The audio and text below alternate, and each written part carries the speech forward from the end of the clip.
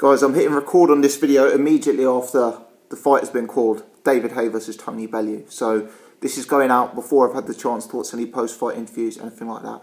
I don't know where to start this video. This has got to be the craziest fight I've ever seen. I need to kind of collect myself a bit here because it's all over the place. It's all over the place. I don't know what was going on in there. Let's start from the beginning. Let's start with the first round.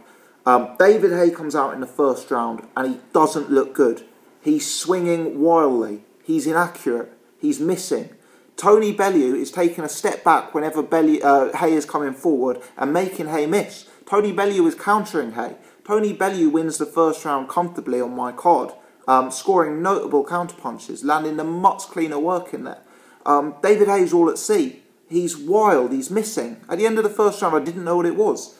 Is it that David Haye's injury is affecting his balance? Is it this Achilles injury? Is Tony Bellew just too elusive and too awkward to hit? I couldn't work it out. David Haye, I think he was just overloading, over-eager to get a knockout. Maybe he allowed Bellew to truly get under his skin and every punch he was throwing was a knockout punch, you know, rather than trying to work his way in and jab his way in. Moving into the second round, David Haye started to establish himself in the fight, and for me, David Haye had his best period in this fight, probably rounds 2 to 4, where he started to use his jab a little bit more and started to score points on Tony Bellew. Having said that, Tony Bellew was still doing very, very well in the fight. You know, this was a competitive fight at all stages. Haye was landing punches clean on Tony Bellew's chin, and Tony Bellew was just taking them. Tony Bellew was eating them.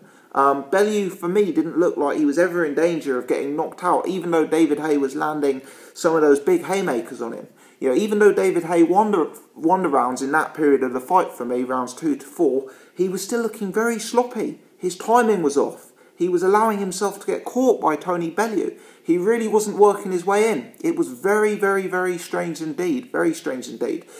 Just as David Haye was getting on top in the fight, in my opinion, he seemed to do some sort of injury, whether it was the Achilles, the ankle, the knee, the leg. I don't know. I'm sure that will come out by the time this video is uploaded. But David Haye suffered what appeared to be a devastating injury that hugely damaged his ability to move around the ring and his ability to get power into his punches. I thought David Haye was going to be stopped, you know, in the middle rounds of this fight. And to be fair to him, David Haye's had a lot of, David Haye has had a lot of criticism over the years. He showed a huge amount of heart, and he actually showed a very good chin to stay in this fight quite as long as he did. Because I thought Shane McGuigan was going to pull him out in the corner when he went back, having done his knee. But no, David Haye wanted to fight on. He kept in the fight. And whilst Tony Bellew had a few very, very good rounds, Tony Bellew, for me, did not do a great job in this portion of the fight. Tony Bellew rushed in on David Haye as if he just scored a knockdown on David Haye.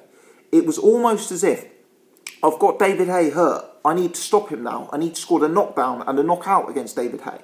But actually, that really wasn't the case. Tony Bellew had a guy who had an injury, and that injury wasn't going away. This wasn't like Tony Bellew had scored a knockdown that David Haye would recover from in 30 seconds. Tony Bellew David Haye had got injured in the fight.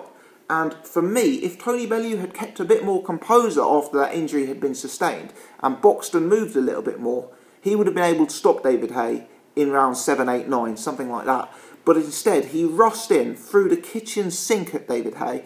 David Haye was able to show some defensive moves up against the ropes. David Haye showed a decent chin. And Bellew really punched himself out, which meant 2 or 3 rounds of very, very low volume boxing indeed. There were actually rounds, and I'm going to have to rewatch this fight and work out how on earth I was scoring it up to the point of the stoppage. There were actually rounds after the injury that I thought could have gone David Haye's way, because Tony Bellew had punched himself out and was so low volume, and David Haye was actually starting to put some punches together again and start to use his jab and start to lead in with power punches a bit more. So after about 9, 10 rounds, I was thinking, how on earth is this going to go if it goes to the scorecard? Anyway, round 11, Tony Bellew knocks David Haye out of the ring. David Haye actually goes over the ropes. He doesn't fall out of the ring, but he's, on that area of the canvas outside of the ropes. And yet again, David Haye shows the heart of a lion to get back into the ring and to make a count of 10. Shane McGuigan threw the towel in, and I think that was the sensible thing to do, because with Tony Bellew winning that round as a 10-8 round, which was the second 10-8 round of that fight, there is literally no way David Haye could have won the fight on the cards. And it didn't appear that he anymore had the power and snap in his work to score a knockdown. So I think that was the sensible thing to do. But I believe, had Shane McGuigan not thrown the towel in, David Haye would have actually gone the distance and went 12 rounds against Tony Bellew on one leg. So I give David Haye immense credit for that. And I know he's going to probably get a lot of stick and a lot of criticism.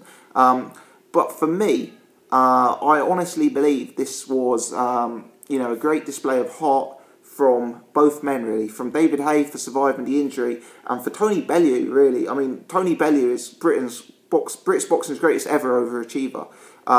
He's someone who,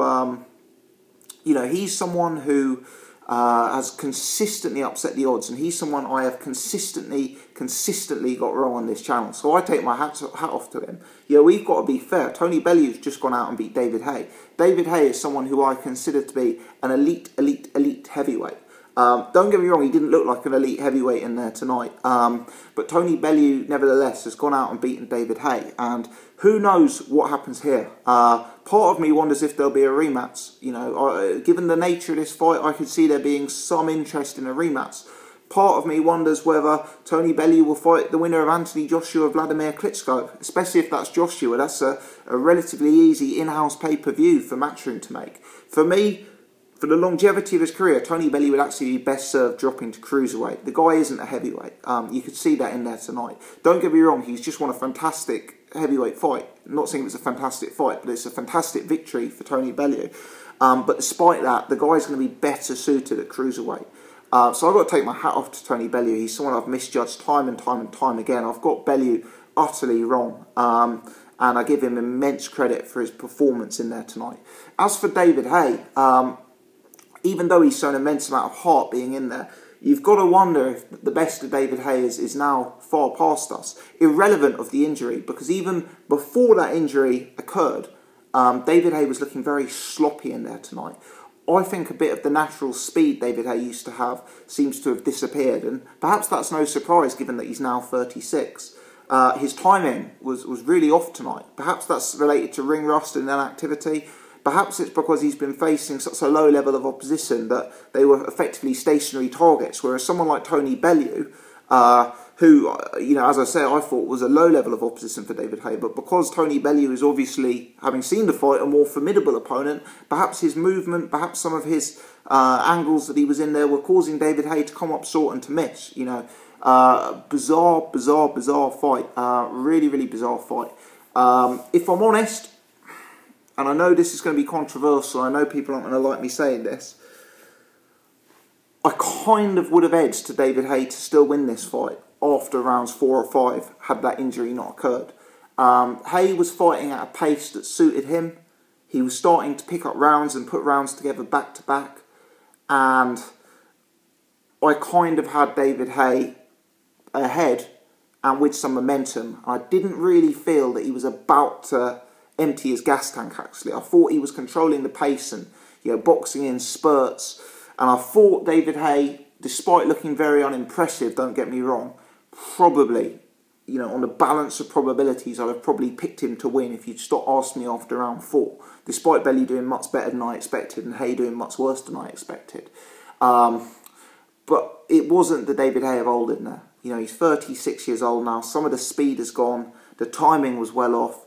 The balance was well off. I really didn't get it. Maybe it was the injury. I don't know. As you can probably tell, I'm a bit hit for 6 having watched this one. It's caught me massively on the hop. This isn't how I expected the fight to go, as you guys will appreciate. I'm sure more will come out in the post-fight interviews about the injury. I'm sure there'll be more talk about the future for both guys, and we'll certainly cover this on the channel. Where they go from here, will there be a rematch? Will the Joshua Klitschko winner fight Tony Bellew? It's crazy, absolutely crazy. Tony Bellew, a guy who was getting dropped by Oval McKenzie a few years back, is now cruiserweight world champion, defeating David Haye, and possibly in line for one of the biggest fights in world boxing. Crazy stuff, and immense credit goes to Tony Bellew. This fight, it wasn't a classic. It wasn't a barn burner. It wasn't the fight that many of us were expecting. I guess it wasn't the fight that many people were hoping for. But in its own way, a particularly intriguing and bizarre fight that will live long in the memory. And to be honest, it's not me so much for 6. I'm going to have to watch it again tomorrow just to get a clear perspective in my mind of, you know, what on earth was actually going on in there, because it was such a confusing and, you know, intriguing fight to watch, even though it wasn't a barnstormer, as I say. Guys, leave your comments in the section below.